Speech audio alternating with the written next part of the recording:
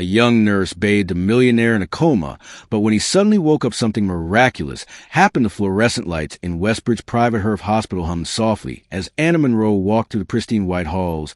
She had been a nurse here for almost 2 years, but today felt different the moment she received the unexpected summons to Dr. Harris's office, the head of neurology. A strange feeling settled in her chest. Had she done something wrong? Was she being transferred? She took a deep breath before knocking on the polished mahogany door. Stepping inside, she found Dr. Harris standing near the window, his hands clasped behind his back, his usual sharp eyes fixed on the city skyline. His office smelled of sterile antiseptic and expensive leather, and the atmosphere was heavier than usual. "Anna," he said, finally turning to her. His voice was measured, serious. "We have a patient who requires special care, but this job is not for the weak-hearted." Anna's brows furrowed.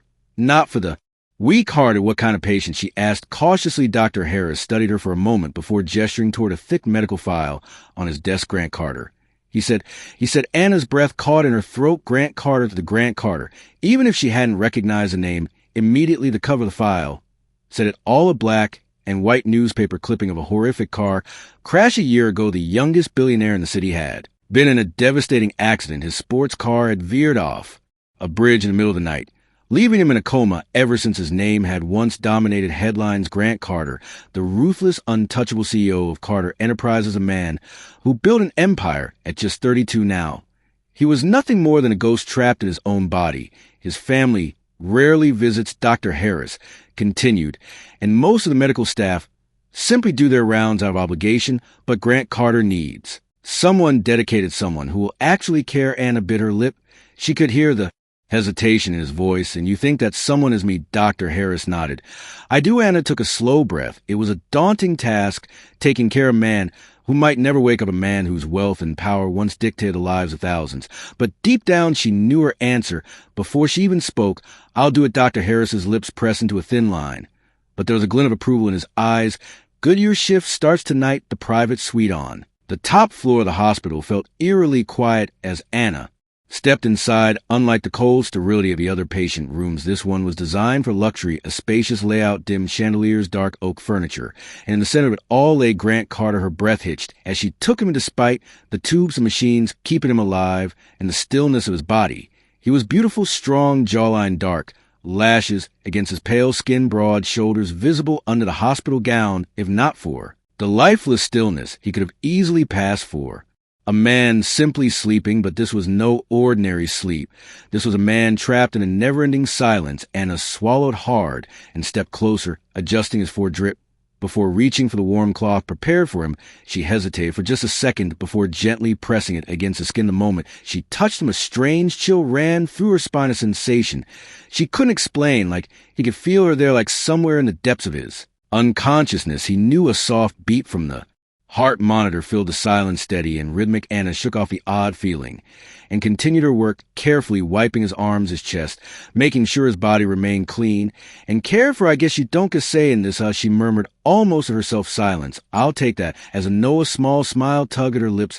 Despite herself, the days turned into a routine. Every morning and evening, Anna would bathe him, change his sheets, monitor his vitals. But soon it wasn't just about medical care. She found herself talking to him, telling him stories about her day, about the world outside his window.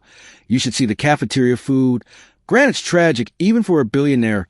I doubt you'd survive its silence. I don't even know why I'm talking to you. Maybe I just like the sound of my own voice." Silence.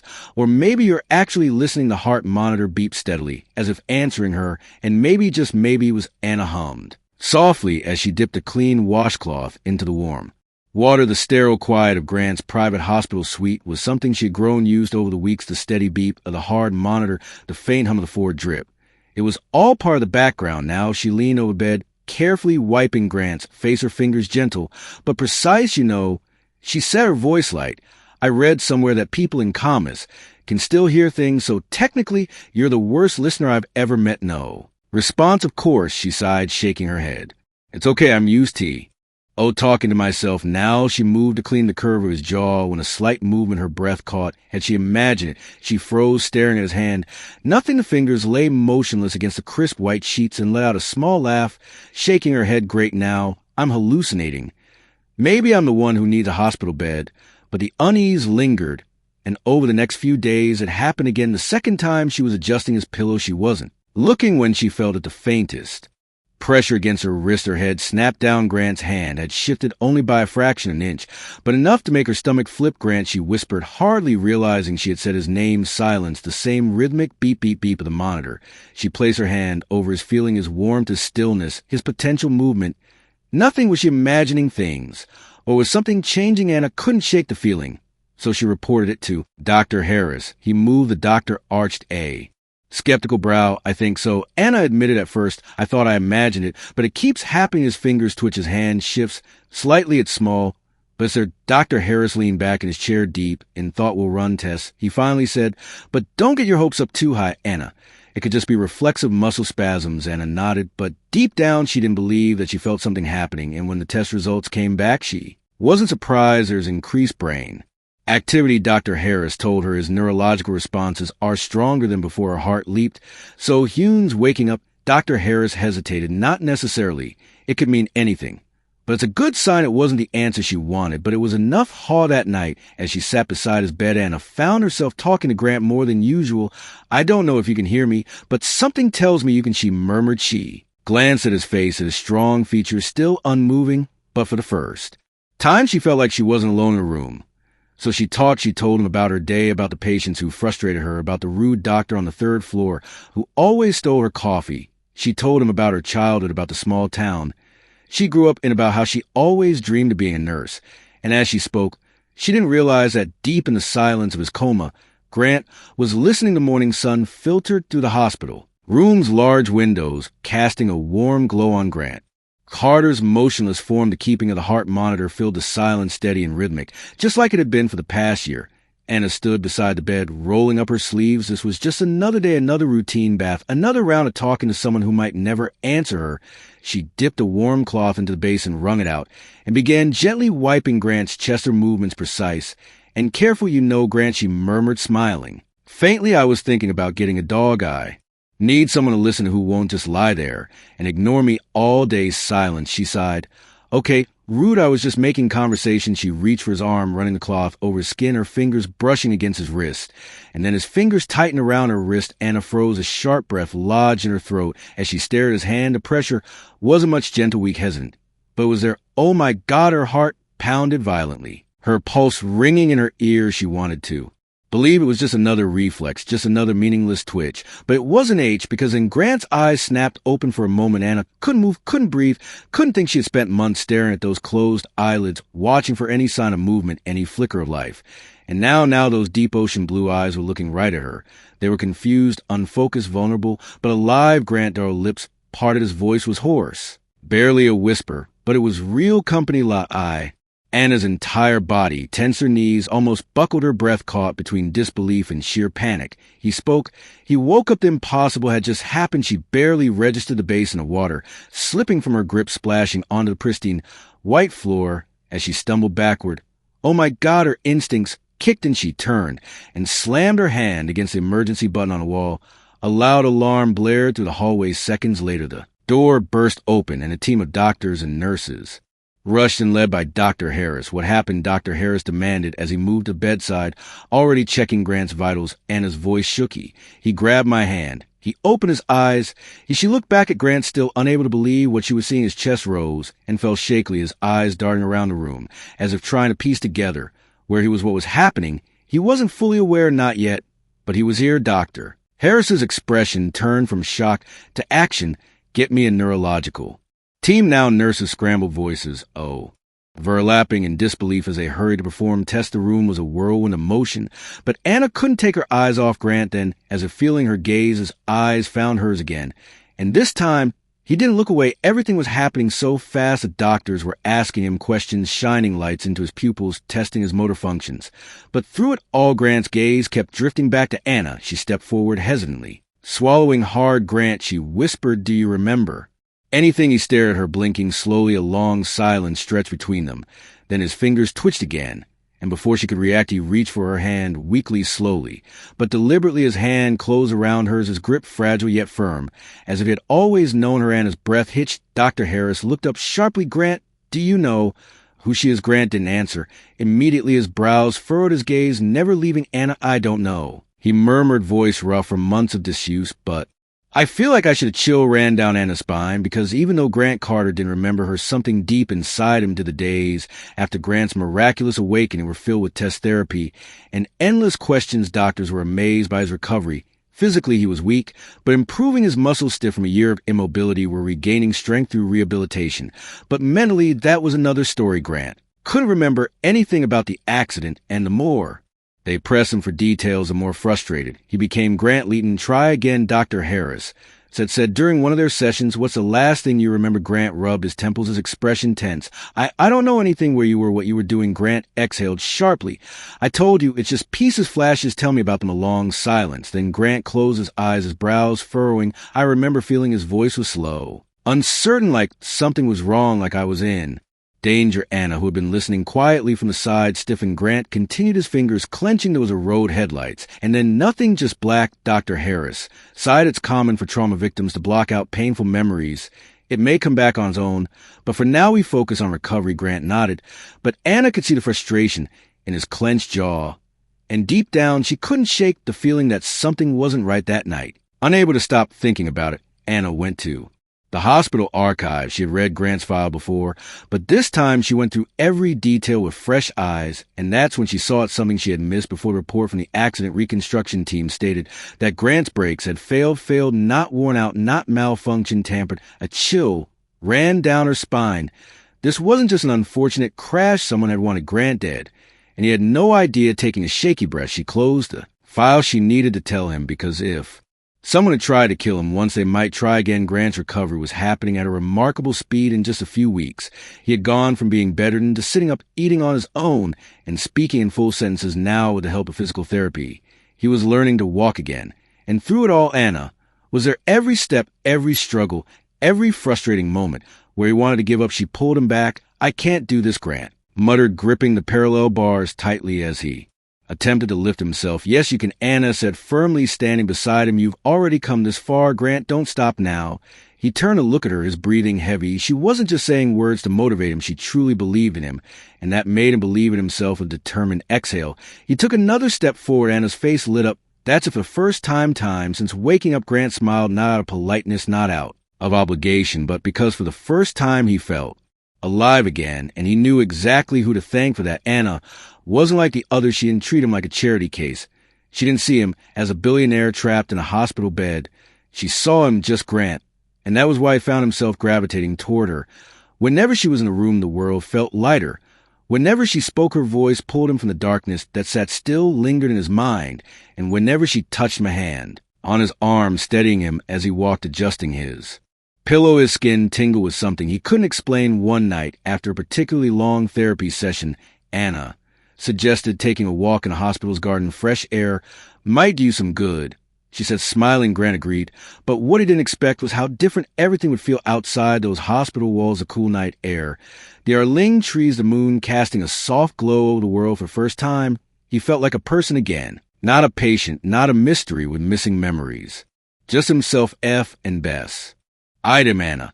They walked slowly, Anna holding onto his arm for support. At first, Grant thought it was just part of her job, but then he saw the way her fingers lingered on his wrist, the way she glanced at him when she thought he wasn't looking away. Her breath hitched slightly when every step too close, and suddenly he knew she felt it too, that pull, that unspoken connection between them.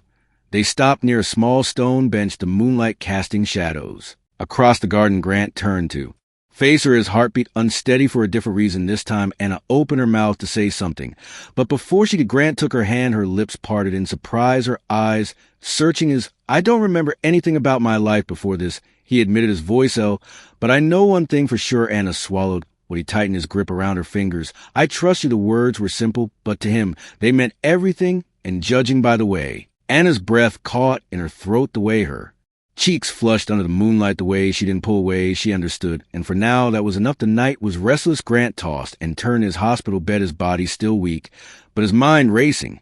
And then a flash, a sudden burst of memory crashed through his subconscious. Like a breaking dam, the road was dark. The rain poured against the windshield, his wipers struggling to keep up. Grant gripped the steering wheel tightly, his mind still clouded from the meeting he had just left. Something fell off and out of nowhere, headlights bright, rushing toward him. A black sow swerved into his lane. At full speed, Grant yanked the wheel of his tires, skidding on the slick pavement. The brakes, they didn't work. His heart pounded as he desperately tried to regain control. And just before impact, his eyes darted to the side of the road. A shadowy figure stood there watching. And then blackness. Grant's eyes snapped open, his breath coming in short, uneven gasps. His pulse raced, sweat clinging to. His skin to memory had been so vivid, so real, and now he knew the truth. This wasn't an accident. Someone had tried to kill him. Anna noticed something was wrong the second she walked into his room the next morning. He was different. His usual smirk was gone. His body was tense. His hands were clenched into fists. Grant, she asked carefully, "What's wrong?" His piercing blue eyes locked onto hers, filled with new intensity. One remembers something. Anna's stomach dropped. The accident. He gave a stiff nod. "Wasn't an accident, Anna. Someone tampered with my brakes, and there was a man standing on the side of the road, just watching as my car crashed." Anna felt chills run down her spine. Everything she had suspected, he had just confirmed it. But the question remained, who and why Anna? And Grant spent the next few days digging deeper, going through Grant's files, company records, and anything that could hint at someone wanted him gone. Then finally they found it. A financial transfer, a large sum of money. Wired just days before the accident, the recipient a known criminal with a history of orchestrating stage crashes. And the sender, Nathan Carter, Grant's half-brother. The realization hit like a ton of bricks. It was him. Grant whispered, gripping the edge of the table. Nathan had always been jealous, always felt like Grant was the favorite, the one who inherited their father's legacy while he was left in the shadows. And now he had tried to erase Grant completely. Anna felt her heart clench. Grant, he wanted. "You dead." Grant's jaw tightened. "And now I'm going to make sure he pays." That evening, Grant and Anna arranged to meet Nathan face to face in a dimly lit study inside the Carter estate. Nathan lounged in a leather chair, swirling a glass of whiskey. As Grant and Anna entered, well, Nathan smirked. The dead man walks. Grant's eyes burned with fury. "Why did you do it, Nathan?" Nathan took a slow sip of his drink. "You already know why." Anna stepped forward. "You tried to kill your own brother. For what money?" "Power." Nathan's smirk faded. "For everything that should have been mine." He spat. "You were always the golden child, the heir, the one who got everything handed to him. Well, guess what? I was tired of waiting for my turn." Grant's hands curled into fists. "So you hired someone to sabotage my car?" Nathan laughed coldly. "I didn't think you'd survive, but hey, miracles happen, right?" Anna felt rage boiling inside her, but before she could say anything, the door burst open, and two uniformed officers stepped inside. Nathan's face paled. "Nathan Carter." One officer announced, "You're under arrest for attempted murder." Nathan whipped around to grant his expression, twisting into panic. "You set me up." Grant tilted his head. "No, brother, you set yourself up." Nathan was dragged away in handcuffs, screaming empty threats. And as the door slammed shut behind him, a heavy silence filled the room. Grant finally exhaled, his shoulders relaxing for the first time since waking up. It was over. Justice had been served, and he was finally free. The Carter estate had Alwa. Why, it's been grand, imposing, and cold, a fortress of wealth built on generations of power.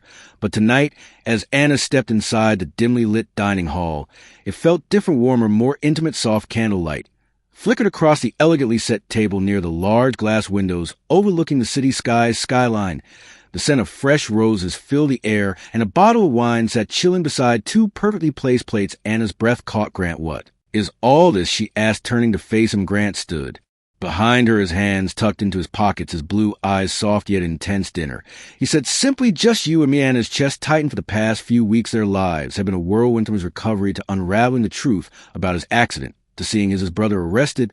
But now, with the storm finally behind them, there was only this moment, and somehow that felt even scarier. As they sat down, Anna couldn't ignore the way Grant watched her, like he was memorizing every detail. Like she was something fragile yet precious. "You're quiet," she said, giving him a small teasing smile.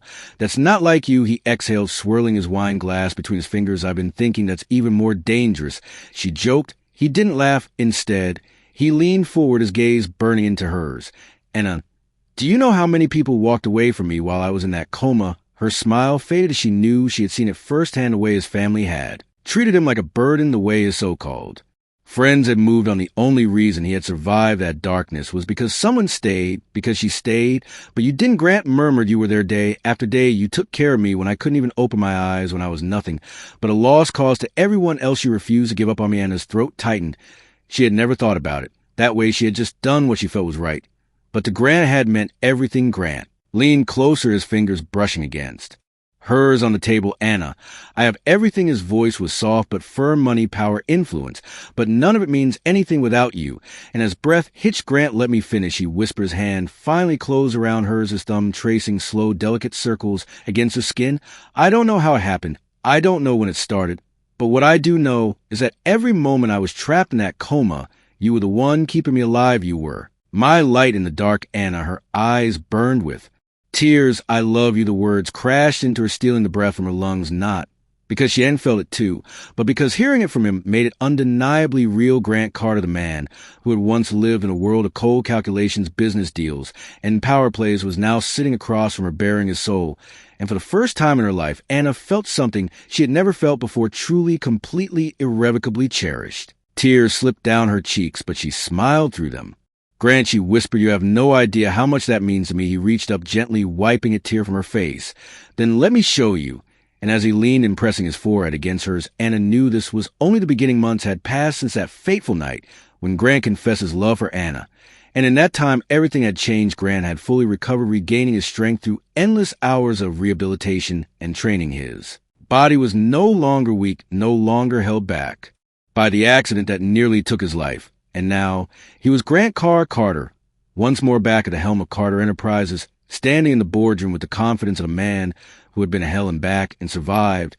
But there was one crucial difference between the man he was before the accident and the man standing here now. This time, he wasn't alone. This time, he had Anna, and soon as she said yes, she would be as forever. The rooftop of the Carter estate was bathed in the soft glow of the setting sun, casting warm golden hues across the city skyline. Anna stood at the edge, gazing at the breathtaking view, completely unaware of what was about to happen. It's beautiful up here, she murmured, the breeze gently playing with her hair. Grant, standing behind her, smiled.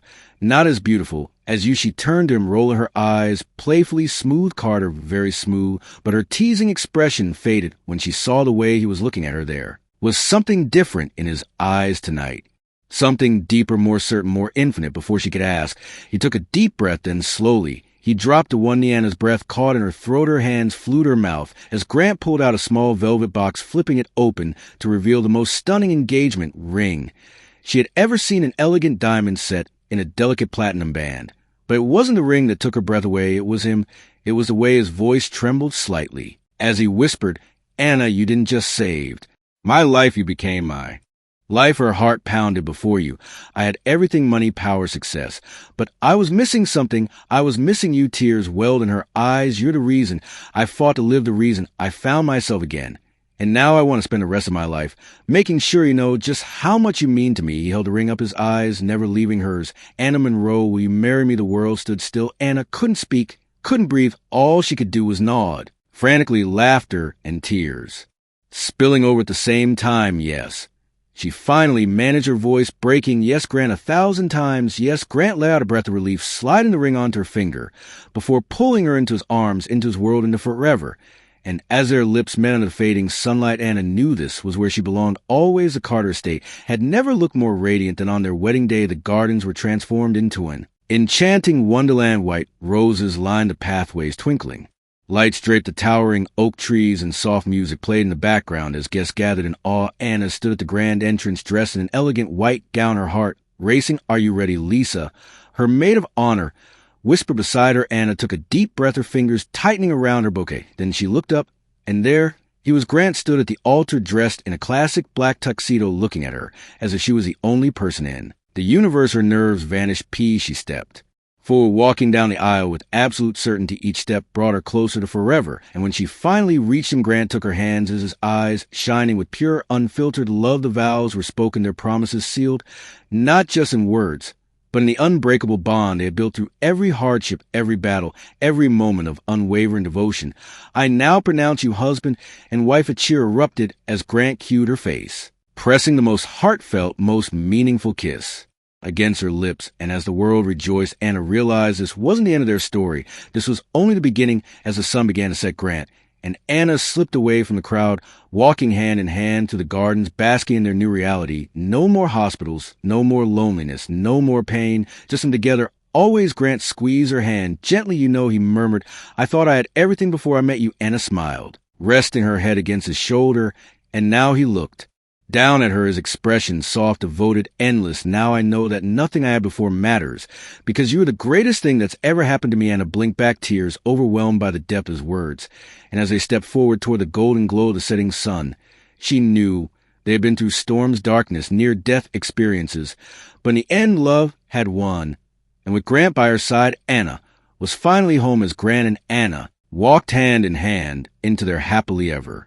After their story became a testament to something truly powerful, love is not just about finding someone, but about standing by them through every storm. Anna never gave up on Grant, even when the world had. And in the end, it was love, not money or power, that truly saved him. If this story touched your heart, don't forget to like, share, and subscribe to Soul-Staring Stories for more emotional and inspiring tales. Turn on notifications so you never miss a story that will move your soul. Thank you for watching, and remember, sometimes the most beautiful love stories begin in the most unexpected ways.